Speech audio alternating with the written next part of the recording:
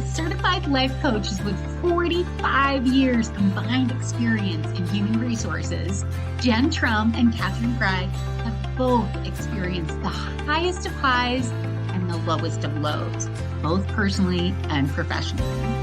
What they both know to be true is this: our mental, physical, and emotional health are the essential building blocks in order to thrive and shine in the field of HR. In a first of its kind podcast, we'll be getting real and we'll discuss and share what has contributed to both our success and struggles, with the goal of inspiring women around the globe to stand tall and take the necessary action to both thrive and shine in HR. Here are your hosts, Jen and Katherine.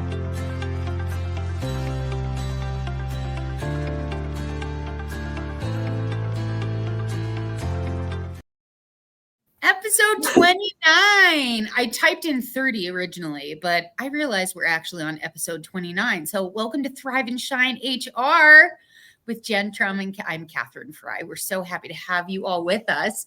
Jen, here we are post Labor Day, a few days in. Here we are. September. Here we are. I'm going to switch up the question. What's been the best part of the week? Oh my gosh. I have had breakthrough after breakthrough after breakthrough this week. I don't know what is going on in the universe, but I've had some things crack open and come together in just astounding ways. I don't even know how to explain it. It's been at work, it's been at home, it's been in personal. It's been a great week. So it's like asking that question almost feels like, I'm not trying to like brag it or anything. It's just been a really, really amazing week. So yeah. So I think, the work I'll kind of give, a little bit of what's going on there. So I've been there a little over a year now, and they're just the sweetest organization, but it's definitely really far behind the times when it comes to technology. It's a little grocery co-op in a small little town, and they love, their no technology. And so we have, a time clock system where we were wanting to go high tech. And this was before I got there, but they wanted a high tech system. And they said, okay, we want to go with the face screening, the facial recognition. So they signed up for it. And this was like, right around COVID. So the whole thing ended up being a shit show. But so basically though, they installed these, biometric screenings, and over the course of the last several years, they had to, based on the way that they had the contract. And I think even by law, you have to allow people to opt out if they want to, if they're not comfortable for security or confidentiality reasons or whatever. And so over the past year, close to 80% of the employees at the company had been opting out. Whoa! And so when they're hired, because they give that opportunity when they set them up. And so anyway, so in terms of, working with this, vendor that we're trying to work with right now, it's been just wild trying to kind of figure it out based on our culture and really find a marriage between what are we going to get buy-in on, right? This is not about just throwing out, this offering and saying, it's going to be great, guys, which is what I've done in the HRIS, implementations in the past, right? You're kind of forced sometimes these things. So anyway, so that's been just fun. It's fun to kind of figure out these puzzles. It's fun to figure out how to help best support people where they are versus trying to kind of push whatever agenda, we're dealing with. So yeah, so great week. So, okay, enough about me. Katherine. Okay, but I have to ask, because I'm so curious, 80% are opting out during the onboarding process? Mm-hmm. Yeah. And are they saying why? Mostly like lack of comfort with kind of the security and like having their face scanned. They're like, I'm just not comfortable. So if we could have a whole nother podcast episode about Ashland, Oregon, but it's like Portlandia. And there's actually a YouTube video for anyone who really wants to go rabbit hole called Ashlandia on YouTube. And it's a unique community. Like, I love it so much, but it's unique when it comes to a few things that are a little bit ahead of the times. And they're kind of in a little bit of an island of their own. And so, yeah, but I think it's been kind of fun this last year to kind of figure out, okay, how am I going to marry my like proactive, let's go, like AI, I'm on ChatGPT every day. And, here, a lot of the employees it's just a slower pace. And so anyway, I mean, it's just been a lot of fun to kind of figure out how we find the love that. Yeah. I love that. Okay. Your turn, That's girl. Huge. Best part. I'm on vacation. That's a pretty great part. Brett and my partner, and I have not taken a vacation in 3 years. Oh, so I was traveling. Yeah, I've been on the road the last 2 weeks. Got home Monday night at 10:30 p.m. Worked Tuesday, and we split yesterday, late morning. So it has been, and I literally signed a new client in between Twin Falls, Idaho and Sun Valley, Idaho. Literally was with a woman who listened to the HRCI replay of Ditch the Pip, one of my workshops that I led. And she emailed me and was like, how do I work with you? So we got on the phone. and I landed a client on vacation. We had a really fun conversation. So it's great to sort of start our vacation off with also a win in my business. So fun all around. That's awesome. Congratulations on that. And I hope you guys have such a fun trip planned. This is like just the beginning of it. So how exciting is just that? The beginning. Long 2 days of car ride and the fun really starts tonight. So it'll be great. Yeah. Right on. Yeah.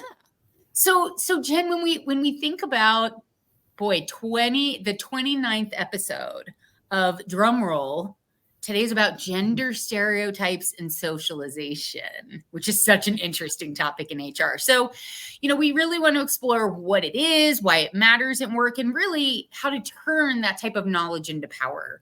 And I think one of the first things that we have to do before we can even dive into, well, why does it matter and what do we do about it and how do we actually make this powerful, we have to understand what the heck we're talking about. And gender is such an interesting topic in HR right now. But when we think about stereotypes, gender stereotypes and socialization, what's your understanding of those two terms? Just for our listeners, so we're all dealing with the same type of definition during today's episode. Yeah. It's interesting because the word stereotype is can be such a triggering word. And so, when you say, okay, what are the gender stereotypes? I'm like, oh no, there's like this kind of bad connotation. But really, when you think about what stereotypes are, it's just about like the way that we perceive and view the differences between the male and female. And so those then become our habitual thinking about those things. And so I had to kind of like frame it for myself, because at the very first, when I was like, okay, I saw the question you sent over and I was like, and then I thought, okay, but wait a minute. Those are really, it's what beliefs are perpetuated, what norms, what standards are perpetuated based on the way that we think of a male, and what is perpetuated based on the way we think of female. And so, so much of that then, is attributed to kind of what's expected, the behaviors, the attitudes, the, whatever is expected from those different genders. And so this is something that, in the work environment, you think of like how far we've come in the last 100 years. Oh my gosh, so far. Yeah. Holy, that's the thing that I really, I sat with today as I was thinking about this. I'm like, wow, like we could talk about you and I in our career, and we will, because we're going to have fun. Because we always do. Just to think about like how far it's come in the past 100 years, and to really recognize that, that's what's, that's part of just what we knew. That's what was understood based on, society and socialization. So that gets me into the socialization piece. Naturally. Right. And so that's where it gets reprogrammed based on what is considered acceptable, and, what we should do and what we shouldn't do. And those get just, perpetuated on itself. So, this all kind of like becomes a big vicious circle that, I mean, it's just so fascinating. And the more that I kind of sat with it today, the more it was just like going in this like rabbit hole. And I was I can't wait to get on this call. Because when we used to have our pre-calls, we would kind of get out this energy. And here I was today, I was at lunch kind of sitting there going, just Yeah. so excited because it clicked for me. I was like, oh, that makes so much sense. And I think, we just tend to sometimes not question what is, right? We're just not doing a lot of questioning of it. And so that's what I hope we get into today. I hope that continues the conversation. So, okay, with that, I shut up. What did I miss? Oh my gosh. Well, the fact that you just said shut up makes me think about girls, right? And we are socialized stereotypically. Women are told to be quiet. We're talking too much. We need to shut up. So it's just so interesting that you just said that without even thinking about it. Right. Without even thinking about it, right? Probably in the back of your mind, and I'm just taking a wild guess here. You were probably thinking, "Oh, I'm talking too much," like something along those lines, right? Yeah. Isn't that so interesting? And if we kind of ran with the stereotype, a male would never stereotypically would never choose the thought of, gosh, I'm talking too much, I need to shut up. Just stereotypically. So yeah, I mean, I don't think I really have anything to add other than some examples just to really drive the point home. So boys are strong, women are weak. Boys don't follow the rules or instructions, girls do. Men are assertive and they ask questions.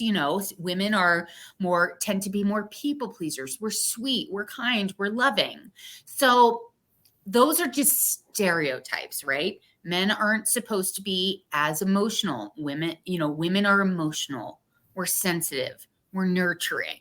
All of those types of things. So the socialization part is just that internalization of the norms and the ideologies. And the stereotyping is just, here's what we think of when we think of a typical woman and a typical male. And it's truly that simple. So I just love looking at all of the examples that, quick Google will afford. And then I think about some of the videos I've seen of Taylor Swift, who just starts to go into, well, a male counterpart would be assertive and articulate, whereas a woman comes off as aggressive, bossy, and having a quote unquote strong personality.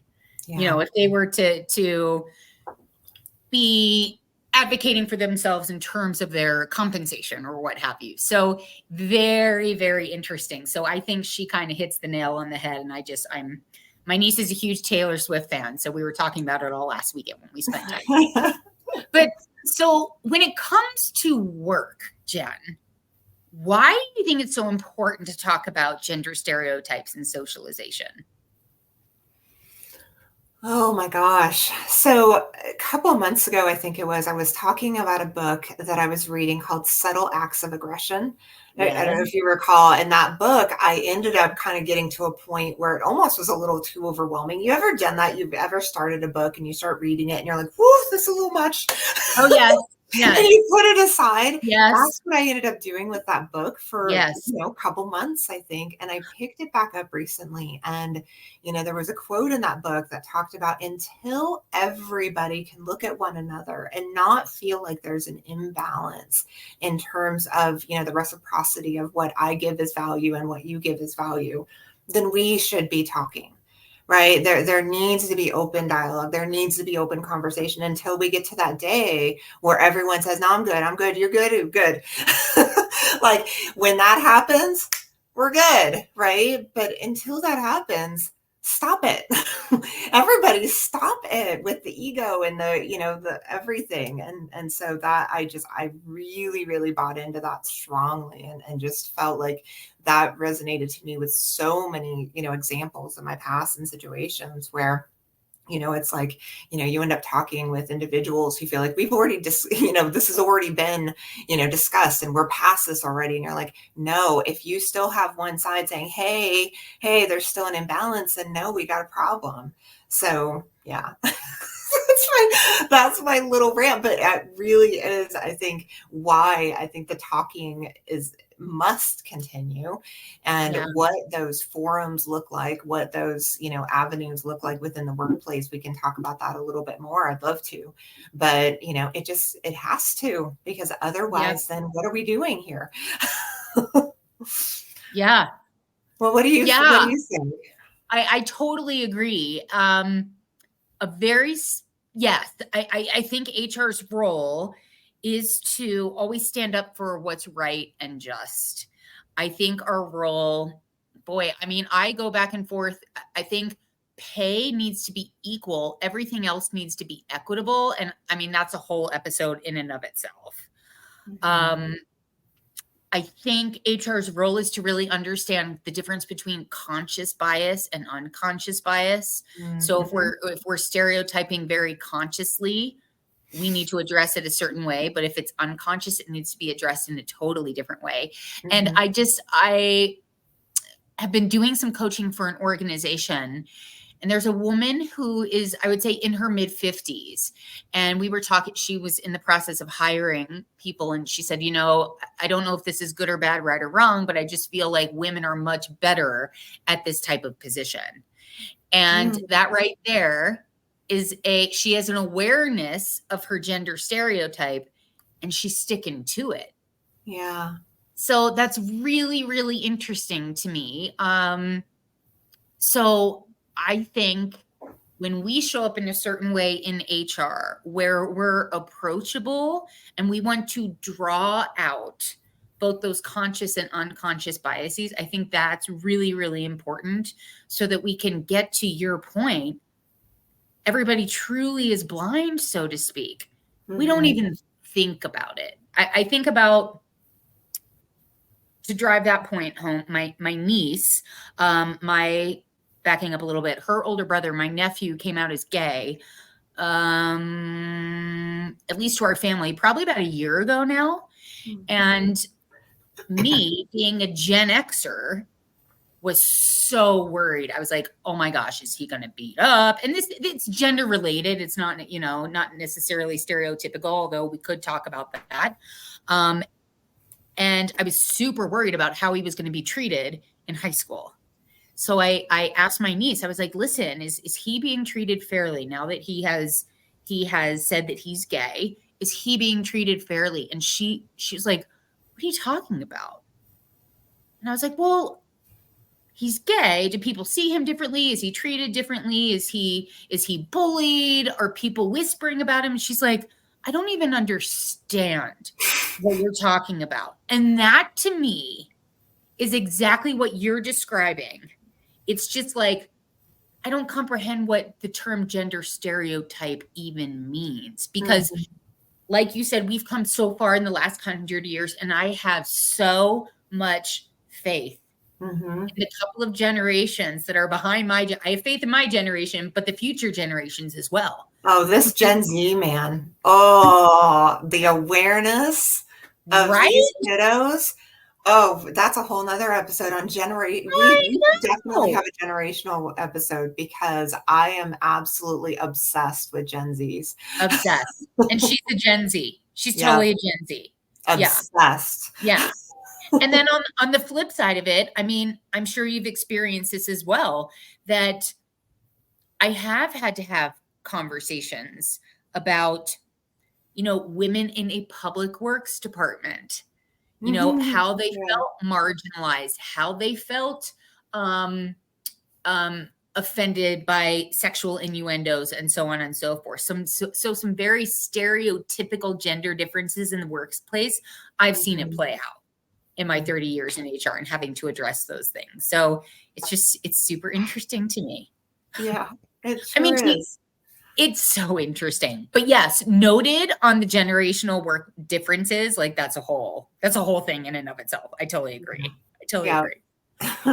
What about, do you have an example of a positive experience under the umbrella of gender stereotyping? Has it played a positive role ever in your history in HR? Yeah, I've had a few experiences in my career where I ended up getting almost sucker punched, where I ended up being pleasantly surprised, like made an assumption about a male that ended up being inaccurate in a good way.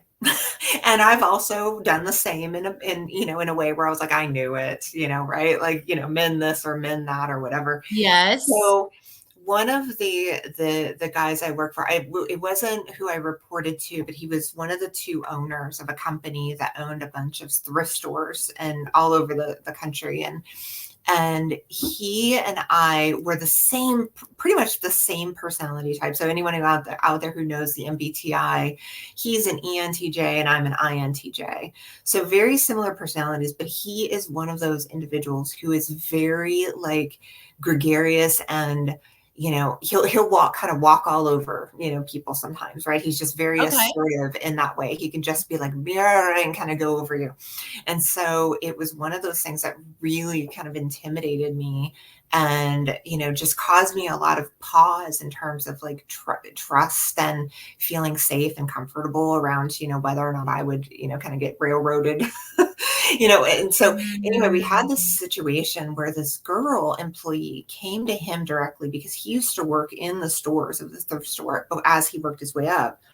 This girl came directly to him to talk about harassment and talk about like sexual harassment and felt comfortable with him. But as soon as, she came to him, he was like, wait, pause, and he then brought me into the conversation. Yeah. And it was one of those situations where the way he handled that situation was so profound and so heartfelt and so like consciously aware that it was like, yeah, it just blew my mind. Like it wasn't anything I ever expected from a male, leader or, colleague in any way. I was just like, whoa. And ironically, in the 3 years I ended up working there, he ended up being the person who kind of set me on a path of really advocating for myself when it comes to pay equality and really like being very, vocal. And so I got a lot of that from that gregarious, from that individual. So it's so fascinating that I had all of these stereotype things in my head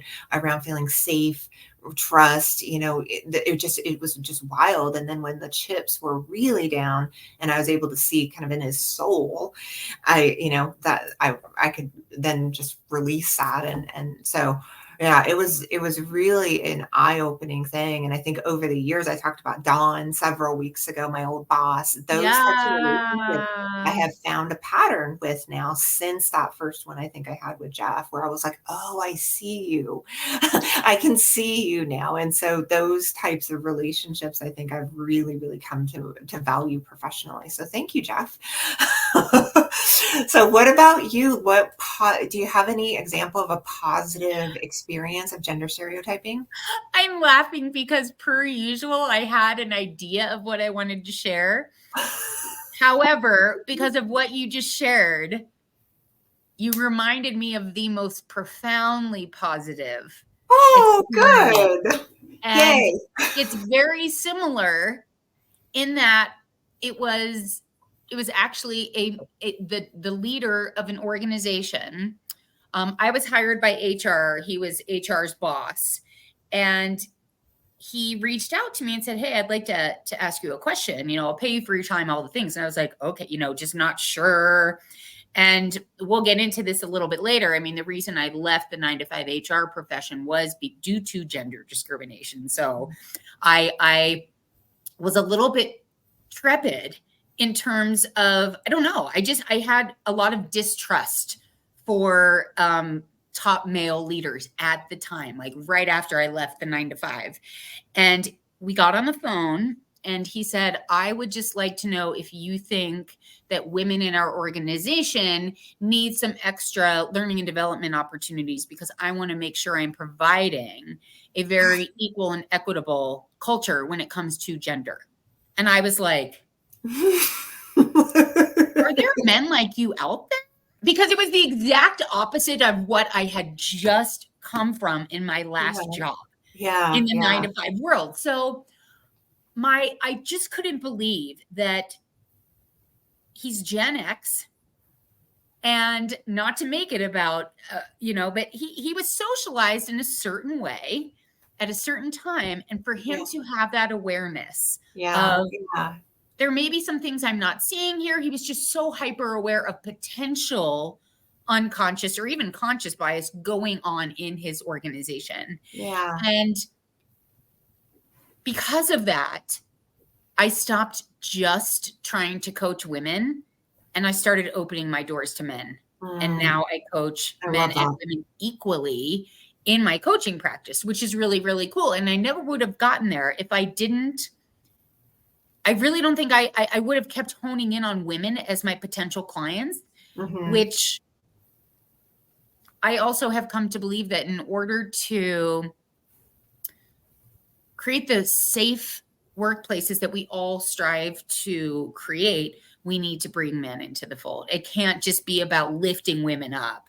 It has to be about that and bringing men into the fold. So what you just shared was, it made me tear up. It just made me remember, it's been a couple of years now, but boy, there are some really, really wonderful examples and positive experiences when it comes to just that gender stereotyping and awareness of it. Yeah. Yeah. Oh man. What a good Ah. conversation. Oh. And similarly, I think about, I was just at the Tennessee SHRM conference. It was held in Memphis. And one of the men, I lead a very interactive discussion. And one of the men started talking about how he fears failure. And we are taught that men don't internalize failure. I mean, this is just stereotypical. Men blame the test or the teacher versus, oh, it was actually me who showed up and failed that test. Whereas women are like, I'm a failure. I got an F. I'm a failure. I'm going to be a failure forever. And in the middle of a presentation, I was like, right there. It's anti-male gender stereotype. He just proved the stereotype wrong. So I'm proven wrong all the time. I have plenty of male clients who suffer with imposter syndrome. And most people think that how could men ever have imposter syndrome? They do. Yeah. They just don't talk about it. Yeah. Okay, well, let's flip it. What about a negative experience as a result of gender stereotyping in your work history? Have you experienced anything on the flip side of it? The not so pretty side? Yeah, and it's tough because, it's interesting when when we talk about these different stereotypes on men and women. If we look at women, the one stereotype that's a really tricky one to navigate is the female bully. The female bully is a really, really tricky one to navigate. And I've had over my years have really struggled with it, especially and this could be triggering to some out there, but especially minority female bullies. And so it's really interesting because it's almost like with some individuals, there is a little bit of a chip on the shoulder. And it's like I get in kind of the subconscious and, thinking of underneath of what then causes us to act out, what causes people to misbehave in ways that are not, not kind. And so and so a lot of times it's coming from a place of hurt and pain and we're then lashing out because of that. And so that's one thing that I've noticed as a pattern is, and one that I've really had a hard time kind of really navigating how to solve and work with. And there was one gal in particular that I worked with years ago who just had the biggest chip on her shoulder,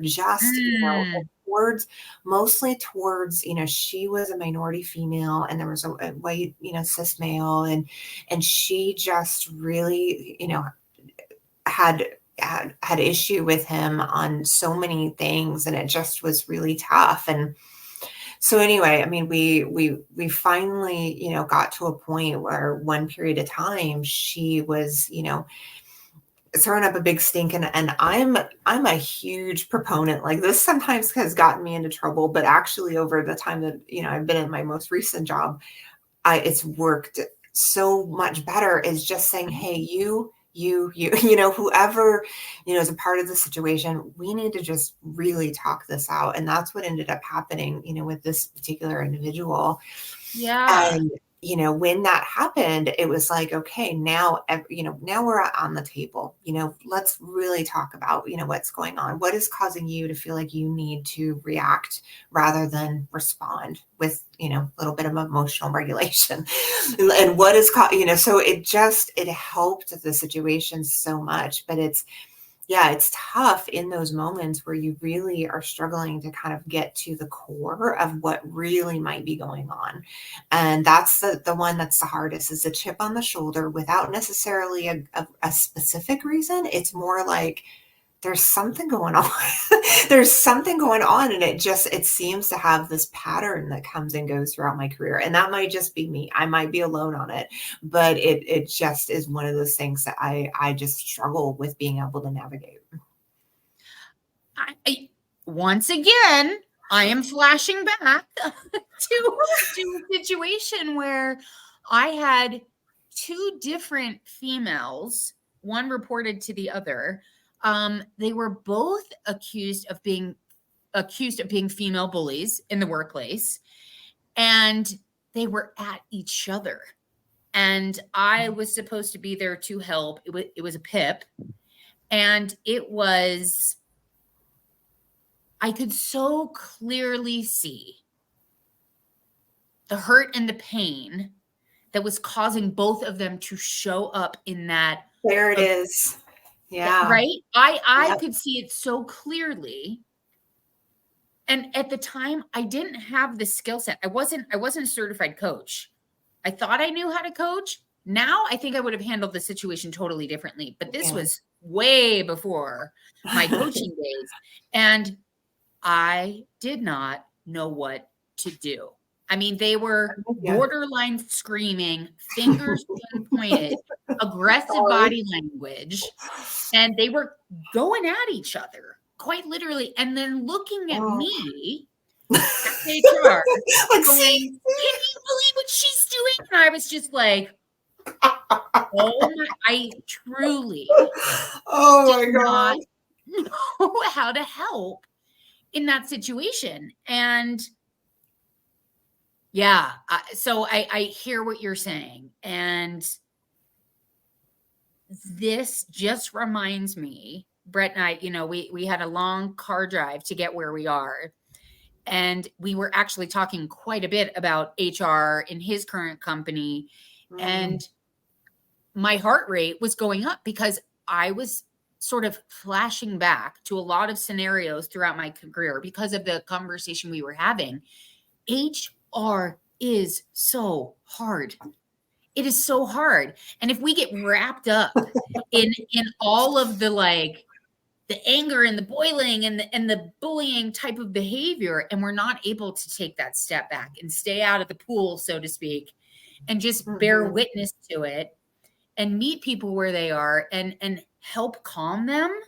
I mean, that's a huge part of our job. And we can't do that unless we do have that awareness of, we don't know what's going on in their mind. We don't know what's leading to them being, causing them to display that bullying type of behavior.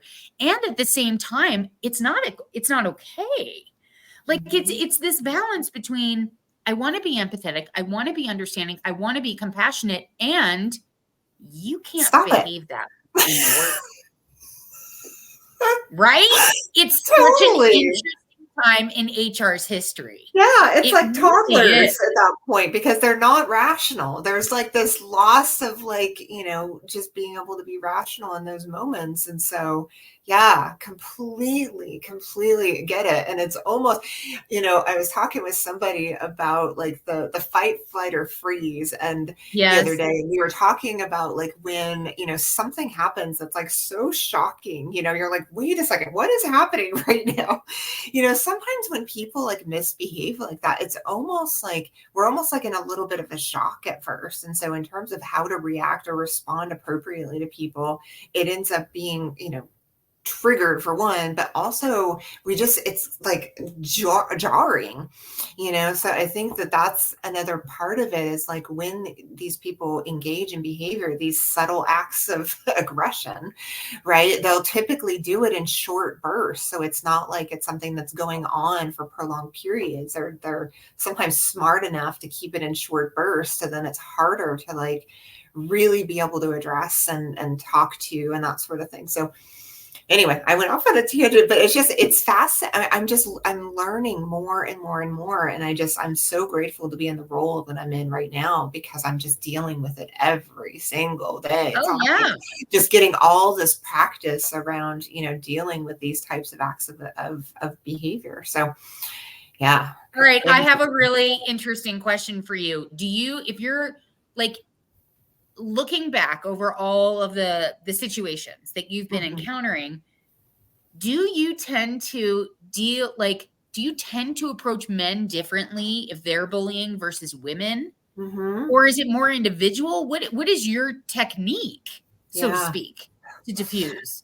That's evolving. That absolutely is evolving based on my new, awareness and Yeah. coaching and everything over the last couple of years. 100%. Like, and that's, gosh, there's such a rabbit hole that I could go down with that, because, it goes on both ways. Yeah.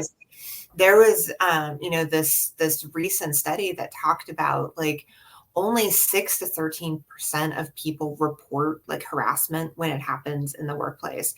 And Really? of the people that report, harassment, 75% of people who do report experience some form of retaliation, whether from, from the accused, anybody along the line. So, when we talked earlier about socialization and perpetuation of behaviors, so often we freeze and really stunt ourselves from speaking up and speaking truth and really talking about and calling out other people's behavior, because we're afraid. It's, there's like this deep-seated, fear of like this unknown of how that we might be treated. And so it's going to keep us from saying anything.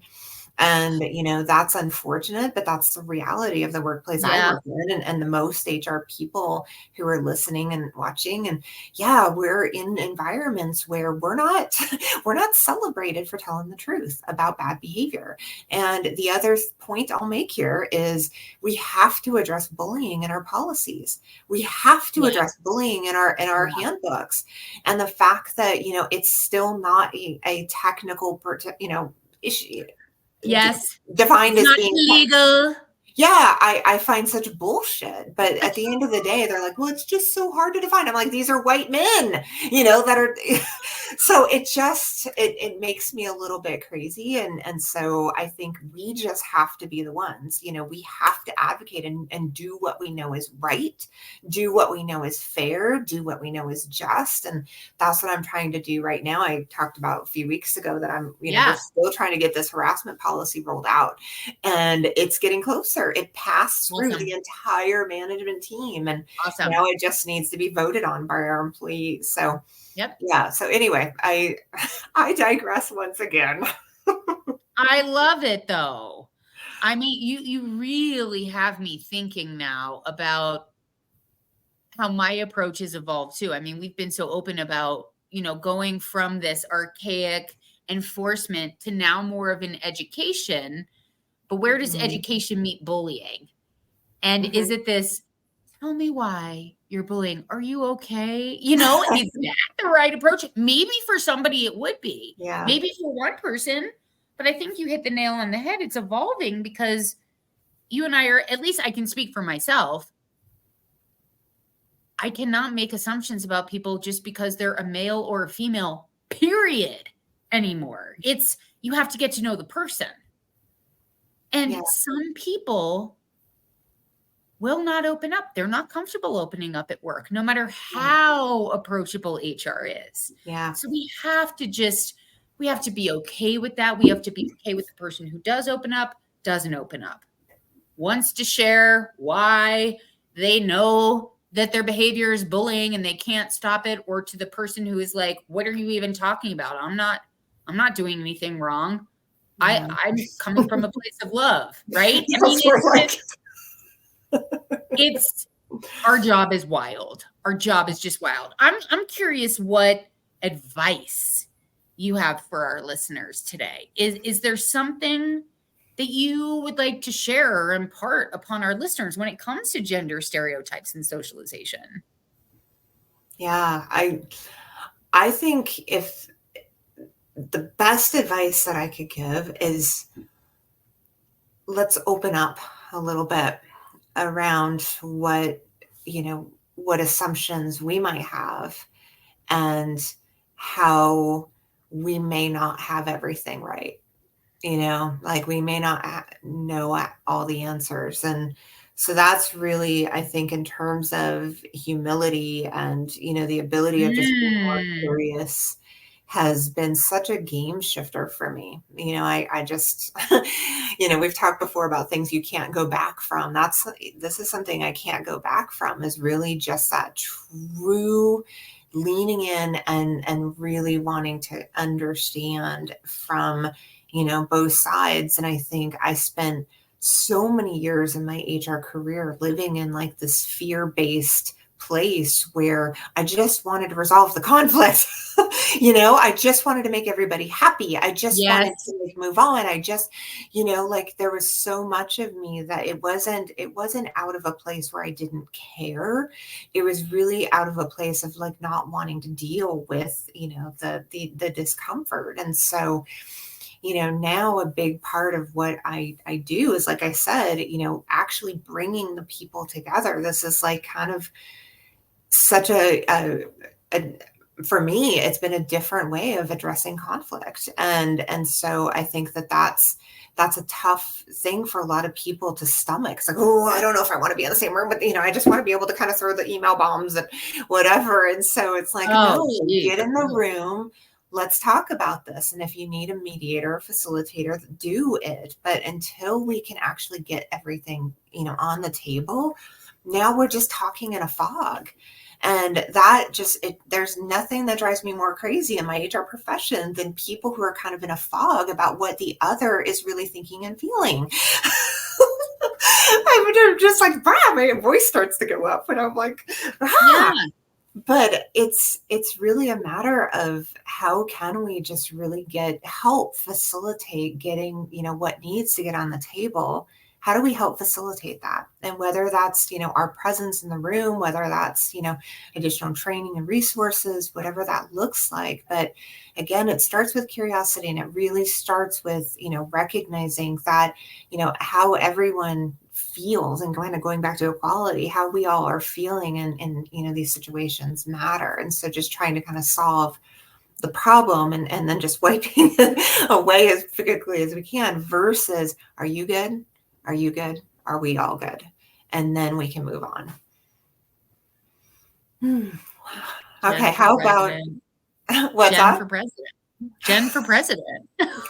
Mic drop. I get into these little rants. I apologize, everybody. I just, being over time, you start to like really recognize these things that should be so simple, right? We should be able to like get together, all of us in HR, and be like, all right, y'all, we need to have a talk. Let's like really get this dialed in, and we take it back to, our organizations. We can solve this problem by next week. Well, you've shared so much. And when I say Jen for president, like you're imparting wisdom, you're making me think about a lot of things. I can only imagine it's happening for our listeners too. And you said something that's really what really stuck with me. And of course, I'm looking at it through my lens and what I'm experiencing as a coach and a consultant right now. And I had this visual of an email bomb. And it's just, we sometimes use emails to just get our point across, and we just want to be heard. And we also tend to, stay with our people and have these silos and reinforce our view. And it just creates this divisiveness. It's like the anti-DEI campaign. So, and my mind literally jumped to an organization who reached out to me. They primarily have men in the field. Let's just call it that. They want me to come in and not give a traditional presentation on DEI. They want me to come in and talk about civility in the workplace. Mm-hmm. And I was like, did you just say civility? Because I was just at the Tennessee SHRM conference, and Johnny Taylor, the president of SHRM, was talking about civility. And I'm just like, I can't believe I just learned so much about civility, and you're wanting a presentation on civility. And it's all about definitely some gender stereotyping, excuse me, because they are males in the field. But there's that typical, excuse me, old guard versus new guard. The generational differences that is causing this divisiveness in the workplace, probably because it's an election year as well, and people are very firm in their beliefs. And all of that just is interwoven when you think about it. So when you said the word email bomb and then concluded that we need to get people in the same room and talking, I could not agree more. In fact, hard stop. With another organization that I'm consulting with, we did a retreat a couple of months ago. And one of the things we concluded was, listen, you're allowed to be mad. If you're mad at somebody in the workplace, cool off, give yourself time to cool off. But if you're still mad or whatever, after 48 hours, at the 48-hour mark, you got to reach out to that person. You got to get together in person and have a conversation. There's no more going and gossiping over here. It's get together in a room, have an adult conversation, because that is how we figure things out and move forward. Now, is that actually happening? A little bit. It's process. Not 100% of the time. I mean, yeah, some people are like, no, I really want to be pissed at that person forever. I don't want to talk. And it's like, okay, but I'm with you. It's like, we just got to get in a room and we've got to have the conversation. And people do have to, it has to be a safe place. There's so much to it. There's so much to HR's role. Mm-hmm. Oh my gosh. So much. Love it. I love it so much. I love it so much too. It's so complex and it's so important. It's so important. Yeah. Agreed. When you think about any specific action steps, like I know we talked about advice, but is there any specific action you would recommend for our listeners out there? I think it would all come around education. So wherever you feel somewhat deficient in your understanding, or however you can like start beefing yourself up in any way around these issues, I think that's such an important thing for us to be doing. You know, I see that for myself as like self-care is really for me also about putting in the effort to truly understand others. And so, yeah, I think that's a huge gift we can give ourselves, is educating ourselves, not only as, you know, how it helps in the workplace, but also how it helps every relationship, every way we interact with other people, you know, comes down to, you know, so many things that we can learn about how we can relate better and how we can understand sometimes, as we were kind of talking about earlier, what's really underneath those triggers. They're not just because Johnny, you know, whatever, right? And it just, we have to, you know, recognize that, you know, the way forward is really through, and, you know, we have to kind of learn and figure out what's going on. So yeah, that's my biggest piece of advice. What about you, Katherine? What would you like to impart? Oh my gosh. You started off by taking a deep breath before you shared that, which made me think about the power of the breath. And when we feel ourselves start to bubble up a little bit, whether we're personally offended or we don't know how to address, I don't know, maybe two female bullies going at it in a closed conference room way off on the side of the building, the power of the breath should never, ever, ever, ever be underestimated because it can be used in so many things. Love that. Just taking that breath so that we know we're calm and our body is calm so we can tap into our prefrontal cortex and think clearly to get out of fight or flight, because breathing can quite literally do that. It's the fastest track back to homeostasis and that state of calm and that state of clarity in order to start treating people as individuals, to take that breath, to notice when our bias maybe kicks in a little bit. I was down in Tennessee. Tennessee is such a different culture than where I live in liberal Colorado. It is literally night and day. And I loved every second of being surrounded by people who have completely, and I mean completely different political views. And I had some very, very, very interesting conversations. Oh, that's awesome. It was so awesome. And I wanted it. I welcomed it. I was in a place to say, I really want to understand. I'm not here to like spew my viewpoint. I want to understand how you could support somebody that I cannot support based on my beliefs. Like, tell me what thoughts are coming up for you. And that just translates into the workplace. It's like recognizing the bias that we have and say, okay, how can I show up for this person? Especially if they are bullying somebody or if they're spewing, saying things like she is a strong personality. That's obviously a microaggression. We never say to men, you have a strong personality. But a male may be saying that and not even realizing it's a microaggression. Right. Totally. As an HR practitioner, right? It's like, okay, I need to take a deep breath, especially if I'm feeling triggered by that. And just have that conversation. What do you actually mean when you're saying she has a strong personality? Like what's behind that? What do you mean by that? And just start engaging in a conversation. So I know now who's going off on tangents. The power of the breath.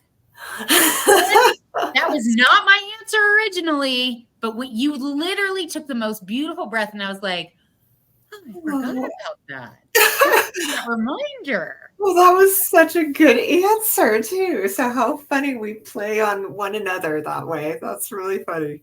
I'm telling you, every time we record an episode, I leave feeling like a higher version of myself. I'm not saying that to just say it. I truly feel that way. I have had so many powerful lessons that I just learned from you in the last 50 minutes. So thank you. Always. Same, girl. This is so much fun. What an amazing bunch we packed into 52 minutes. I know. So fun. Well, thanks for joining me for episode 29, Jen. As always, it was so fun. And for our listeners out there, just know if you got something out of today and you think you may know somebody who could benefit from this episode, or you do know someone who could benefit from this episode, please share. Please rate, review, all the things you do with your favorite podcast. And we can't wait to see you next week for another recording. And just remember that every single day is a great day to thrive and shine in HR. We'll see you later. Bye, everybody.